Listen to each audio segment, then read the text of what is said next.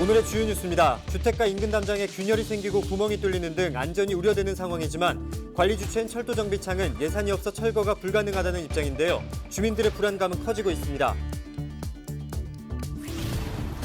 7월 들어 부산 곳곳에서 경로당이 다시 문을 열고 있습니다. 모처럼 일상을 회복한 어르신들의 얼굴에는 활기가 가득합니다. 2일 부산의 코로나19 확진자가 41명으로 나타났습니다. 신규 확진자의 60%인 24명이 20대와 30대로 감성주점과 숙박업소 관련 확진이 잇따랐습니다. 2일 새벽 만취 상태로 도로를 역주행하던 50대 운전자가 검거됐습니다. 또 지난 1일 밤에는 음주운전을 하던 40대가 보행자 2명을 쳤습니다.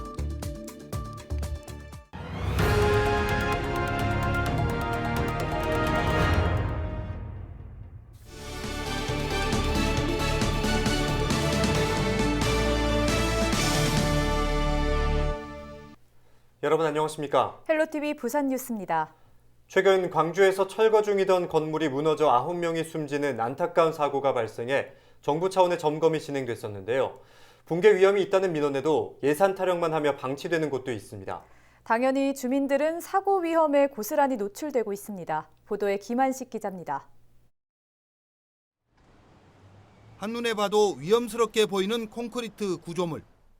곳곳이 깨져 있고 1m가 넘는 커다란 균열까지 발견됩니다. 콘크리트가 깨져 틈이 생겼고 심지어 구멍까지 뚫렸습니다. 아파트와 주택가 인접한 곳에 세워져 있는 담벼락의 모습입니다. 손으로 만지기만 해도 과자처럼 부서지고 시뻘겋게 녹이 쓴 채 드러난 철근은 흉물스럽습니다. 바닥에는 부서진 콘크리트 덩어리들이 널려 있습니다. 많이 불안하죠.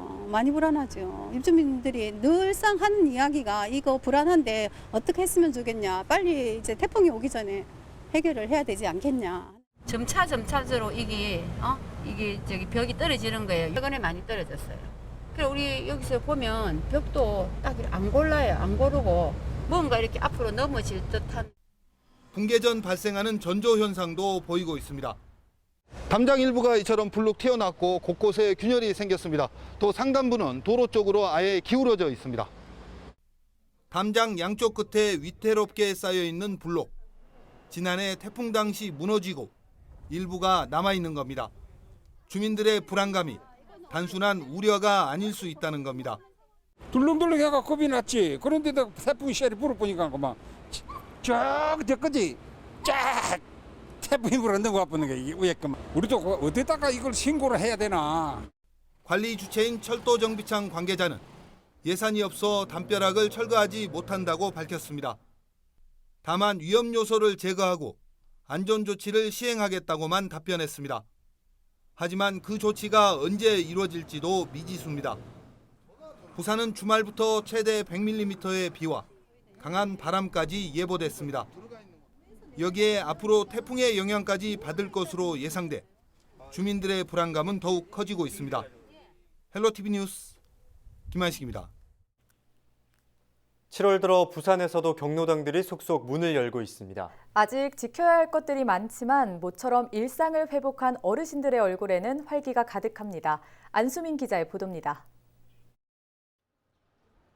굳게 닫혔던 경로당 문이 열렸습니다. 백신 접종 확인서를 들고 경로당을 찾은 어르신들.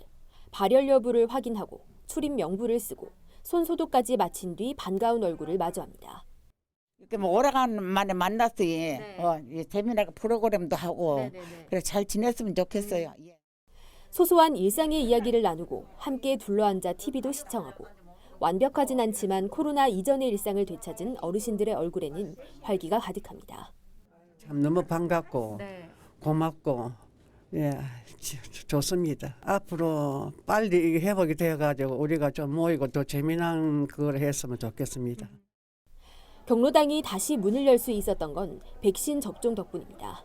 중구의 경우 60세 이상 백신 접종 대상자 12,000여 명 가운데 97.9%가 1차 접종을 완료했고 25.3%는 2차까지 모두 접종을 했습니다. 일상 회복에 더해 어르신들은 경로당에서 올여름 무더위도 한층 쉽게 이겨낼 수 있게 됐습니다. 경로당 개방에 따른 사전 교육을 실시하여 이번 7월 1일자로 관내 원로의 집 33개소를 전면 개방하게 되었습니다. 여름철 폭염을 대비하여 전체 원로의 집에 대해 냉방비를 지원하고 있으며 부산 진구와 금정구 등 부산 곳곳의 경로당들이 문을 열었고 또 7월 중 문을 열 준비를 하고 있습니다. 헬로티비 뉴스 안수민입니다.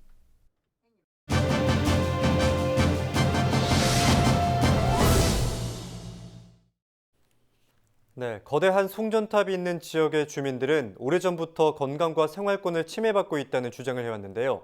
법으로 보상과 지원을 받을 수 있기는 하지만 이 법이 제 역할을 하지 못한다는 지적도 많았습니다. 최근에 정동만 국회의원이 지원 법안 개정안을 발의했는데요. 어떤 내용이 담겼는지 알아보겠습니다. 네, 정동만 의원 전화 연결돼 있습니다. 안녕하십니까? 예, 안녕하세요.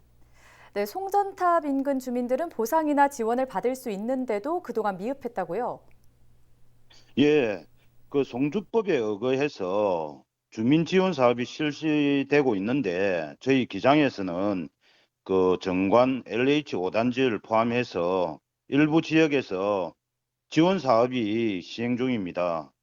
근데 주민들이 원하는 사업이 아니고 정부 지자체 발전 사업자의 일방적인 결정에 의해서 정작 주민들 원하는 지원 사업이 실시되지 못하는 문제가 확인됐습니다.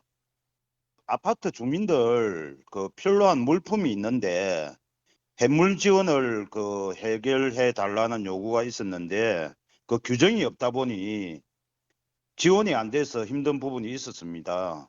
그래서 주민이 원하는 사업이 포함이 되도록 그 개정안을 발의하게 되었습니다. 네, 여러 가지 미흡했던 점이 있었던 것으로 보이는데요. 이번 개정안에서는 어떤 부분이 더 보강됐습니까? 그래서 앞서 말씀드린 문제의 해결 방안을 모색하던 중에 주민이 원하는 지원 사업이 될 수 있도록 송주법 개정안을 대표 발의하게 됐습니다. 그 지원 사업 계획에 지원 사업의 당사자인 주민들 의견을 반영하여 실질적인 주민이 원하는 지원 사업을 실시하도록 하는 근거를 담았습니다. 네, 기대하는 부분에 대해서도 한 말씀 부탁드립니다. 그 국민의 의견을 청취하고 또 관계 기관과 협의를 통해 문제를 해결해 나가겠습니다. 또 한편 근본적인 주민 지역 주민의 지원에 대한 명확한 근거가 된 그 송주법 개정안이 통과돼서 지역 주민의 권리를 보장될 수 있게끔 열심히 또 하겠습니다. 계속해서 지역 현장의 목소리를 바탕으로 정책이 수립될 수 있도록 최선을 다해서 의정 활동을 해 나가겠습니다. 법안 통과까지 힘써주시고요. 오늘 말씀 고맙습니다. 예, 감사합니다. 네, 지금까지 정동만 국회의원과 함께 이야기 나눴습니다.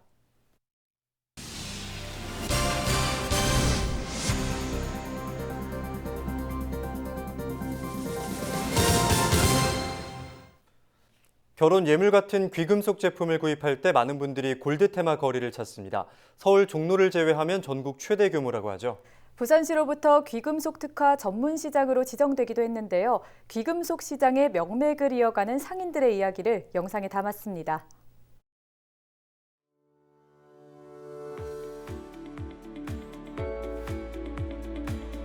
우리 골드 테마 거리는 한강 이남에서 제일 큰 시장입니다. 1980년대 초 우리 부산 지역의 귀금속 상가들이 우리 부산 진구 범천동 일대로 모여들어 귀금속 시장이 형성되면서 1995년에 골드 테마거리가 조성되었습니다. 총 한 약 650개 점포가 있으며 유통과 제조가 한 곳에서 이루어지는 골드 테마거리는 하루에 아주 시제품이 많이 쏟아지고 디자인도 상당히 좋고 한강 이남에서는 최고입니다.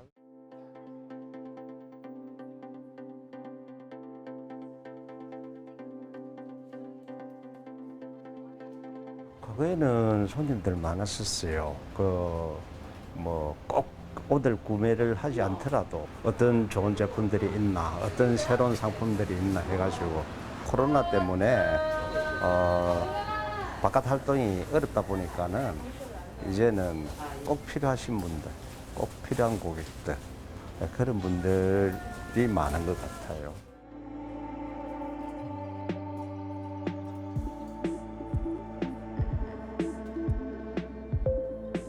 부산에서도 많이 오시지만 거제도 울산 분들도 많이 오셔가지고 조방 앞에는 금값도 싸게 해주면서 수금비도 싸게 해주고, 요즘에는 순금 목걸이라든가 팔찌라든가 덩어리를 많이 해갖고 가십니다. 그리고 예물들도 오시는데 예물은 그렇게 많이 하지는 않지만은 간단하게 커플링 하나, 목걸이 하나, 팔찌 하나 정도로 해가지고 한 200~300만 원 선에서. 순금은 지금 한 5번 정도 금이 남아서 한 47만 원 정도 나오고, 이 아이는 지금 18K로 들어가서 반동이 조금 넘어서인데 총을 지금 안에서 186만 4천 원이 나오거든요. 평가로 했을 때 이 정도 맞는지 한번 확인해 봐 주세요. 있습니다. 네.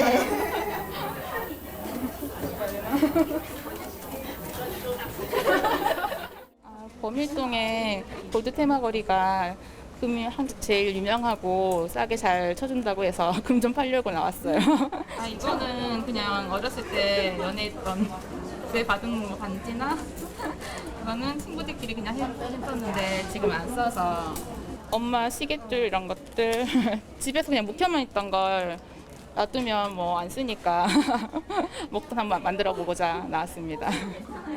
서울 지역 종로 기금속 거리에 이어 국내에서 두 번째로 큰 규모로 상권을 자랑하고 있으며, 여기 골드 테마 거리는 믿음과 신뢰 이런 부분이 상당히 좋으므로 그러고 아주 신제품도 많이 나오고 있습니다. 우리 소비자께서는 안심하고 한번 찾아주시면 잘해드리겠습니다.